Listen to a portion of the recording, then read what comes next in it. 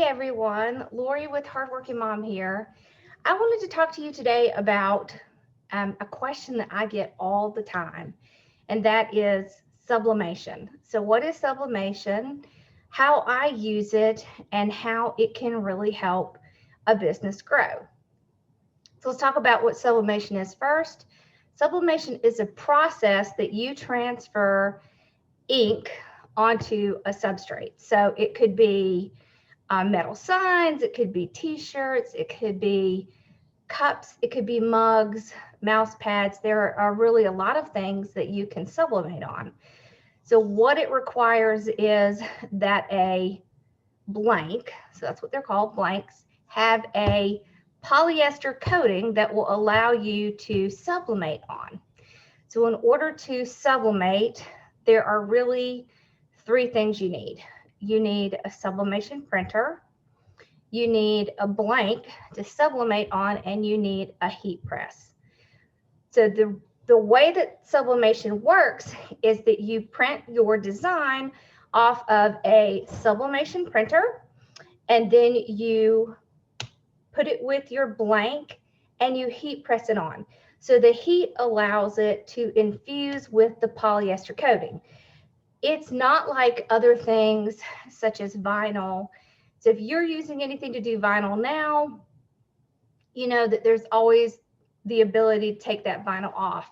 Well, when you're using sublimation, you can't do that. You can't take the sublimation off once it's on there. It's actually infused into that polyester coating and it's on there permanently. So that's one of the great things, is that it is a permanent solution. So it stays on there forever. And if you are doing things such as wreaths and crafts, one of the great things is that you can sublimate on metal, and metal is going to hold up 100 times longer than anything that's wood, even if you coat the wood. So that most of the coatings that are on the metal signs are going to be UV protected. So the sun is not going to fade it over time like it would with wood, and it can be put out in the rain because it's not going to damage it. So most of the blanks that are for metal signs are actually made of aluminum with a polyester coating on them. And that's how that allows it to be sublimated on. So I wanted to kind of give you a general overview of what sublimation is, what you have to do to start sublimation, and I will do further video series on how you can sublimate on items. But today we're just going to talk about the different sublimation printers and the different types of heat presses, and really kind of some of the things that you can find to sublimate on. So the first thing we really need to talk about are sublimation printers. So there are several sublimation printers out there. The most popular is the Sawgrass. Sawgrass has two sizes. They have the SG500 and they have the SG1000. They do have some older versions, which is the SG400 and the SG800. The difference is the 500 is only going to print at its widest 8.5 inches. So that means that you would have to have a design that would be smaller than 8.5 inches wide. You can get a bypass tray that allows you to print a little bit larger, but it's going to be more length than it is width. The 800 and the 1000 actually can print 13 to 21, so much wider. So you can pretty much cover most anything with that range. So that's the first thing you need to know when you are selecting a printer that you're going to do. Those machines are made specifically for sublimation, and they're not made for anything else. So sublimation only. They are a little bit more expensive.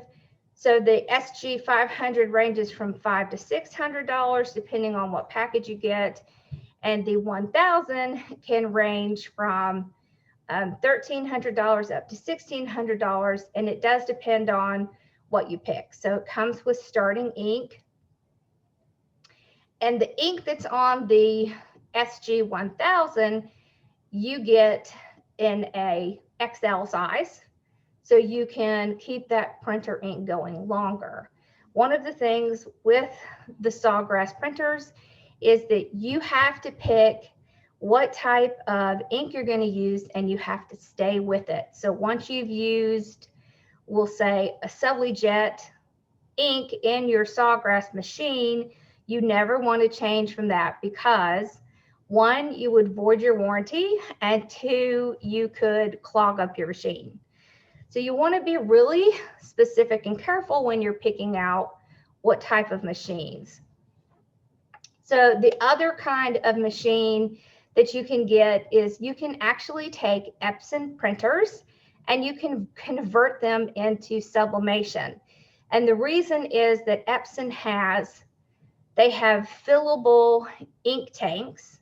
And so there are quite a few versions of Epson that allow you to do this for sublimation. There's quite a list out on Google of some of the different machines that you can use. Just for example, they have the Epson Stylus Pro, pretty much all of those, the Sure Color, those work. And all you have to do is you have to convert the ink from what comes with Epson to a sublimation ink. There's a lot of dealers out there that have ink for sublimation for Epson printers. Epson printer will print larger depending on the machine you pick. The Workforce is also a really good machine to use with Epson. And the difference between the Epson machine and the Sawgrass is that you really kind of have to do a lot of figuring with the Epson compared to the Sawgrass. So the Sawgrass is kind of what I would call plug and play. So you plug it in, you attach it to your computer, and you can start printing immediately. With the Epson machines, you do save a little bit of money. So the printers can be maybe $200 to $300. And then to convert the ink over is somewhere around $75 to $100. So it is a little bit cheaper. However, you really have to work with the settings to get the resolution high enough so that you get a vibrant print on it. So that is the downfall with the Epson, is that you may not get as vibrant sublimation colors like you would with the Sawgrass machine, because it is made for sublimation. So these are the entry-level machines that you use to start out sublimation. So at the minimum, we're talking about at least between $400 and $600 for the sublimation machine itself, whether you get an Epson or a Sawgrass. And then you have to look at heat presses. So heat presses are also going to be very important. You really want to look at the size of your heat press depending on what size of the projects you're going to use. So heat presses can come anywhere between 12 by 12 all the way up to 16 by 20, 16 by 24. So you have to remember, whatever size of the project you're going to do, you have to have a heat press that will allow that. You can't press in several instances like you can with other things. So if you're normally using HTV and you're pressing on that, you can't press in stages. You have to press it at one time, or you'll get lines and things won't look right. So you really have to have a heat press that is going to be large enough. So if we use, for example, if I was going to do a 12-inch round sign, I would really need something that's at least a 15 by 15 in order to do that. So you really want to be very careful when you're selecting a heat press. There's a lot of really great places to get heat presses. There's a lot of great places to get the Sawgrass printers as well. Just to name a few, there is Heat Press Nation, there's Pro World, Heat Transfer Warehouse, Condi Systems, and all of these also have YouTube videos on how to use some of their heat presses. I recommend the clamshell. So the clamshell is one that opens like this and closes like this. So the reason I recommend that is because it actually has pressure, a lot of good pressure, and it's easier, it's space saving, and they're not as much money as some of the swingaways or the ones that have a drawer.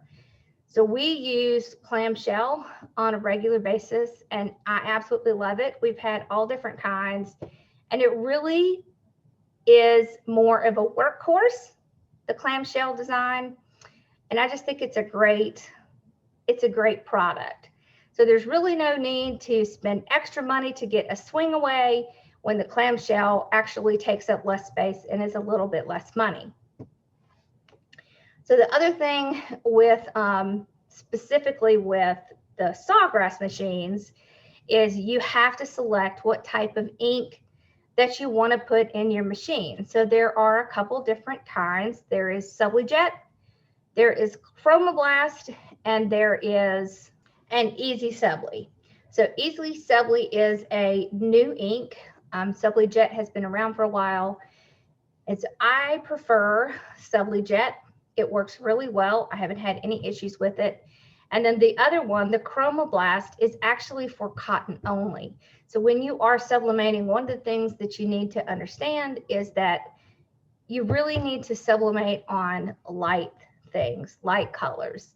So the Chromoblast ink is supposed to be able to actually sublimate on cotton, only cotton. So remember, we talked about how the coating that's on sublimation blanks is by far and large, it is polyester. So the higher the polyester concentration, the better it's going to take a sublimation image. So if you get Chromoblast, you can no longer use your machine to do Sublimation, which would do anything on polyester. So you could not do signs, you could not do things that were coated with that polyester coating. So it's really important that you understand all this before you go and purchase it, because it is going to make a big difference. And the inks can be quite expensive, so you want to be careful. So one of the things that I did when I started out was to calculate out how many things I was going to have to sell in order to make this worth my while. It's something that we go through in my business group a lot. You really have to think about how many items you could sell in order to justify the expense of what you're doing. So we're talking between a $1,100 and $2,000 plus investment in something that could help your business grow. However, you have to make sure that you have an audience that is going to want to purchase these items, and that you have a plan on how you're going to produce and sell them. The actual cost of sublimation is not very high. The inks are expensive, however, the inks do last a while. And the only thing you need other than the sublimation printer is a sublimation paper. So for the Epson, there is a specific paper that works better. And then for the sublimation with sawgrass, there is a paper that works great for them. I personally use the text print paper. It has worked really well for us, and we really don't have any problems with it. There are other brands out there, and you just have to kind of look around and see what works for you. As far as designs go, if you get a sawgrass printer, it does come with its own software called Creative Studio, which is actually housed online, and it is free. It's free to use if you get the sawgrass printer. We don't really use the Creative Studio very much because it can be a little limiting. However, it's a really great place to start when you're first starting out. I will do a video on how that system works, how you can use the Creative Studio in order to get your sublimation business going. But for now, I just want to kind of talk about it a little bit. There are other programs that you can use to design in. There is CorelDRAW, there is Adobe Illustrator, then there are a couple free versions. There is GIMP and there's Inkscape. So Inkscape is very similar to Adobe Illustrator. those are really good programs to use to design.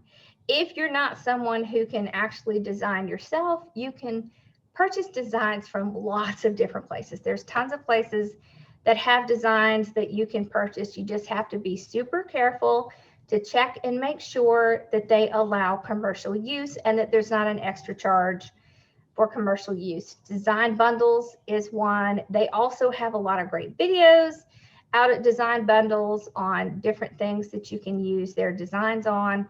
So that's kind of one of our great resources. We also design some in-house as well. And then you can also get them on Etsy. So Etsy has a lot of sellers that sell images, and you would either need an SVG or a PNG image.